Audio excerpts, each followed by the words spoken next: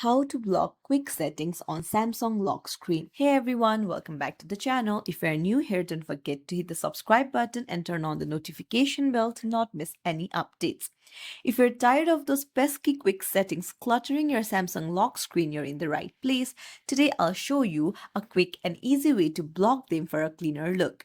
First, open up your settings app and then scroll down until you find lock screen and AOD option.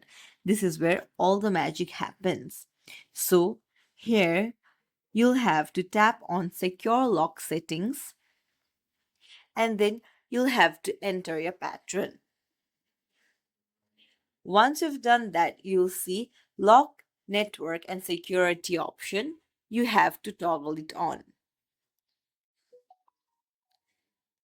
Now, this will prevent access to quick settings without unlocking your device.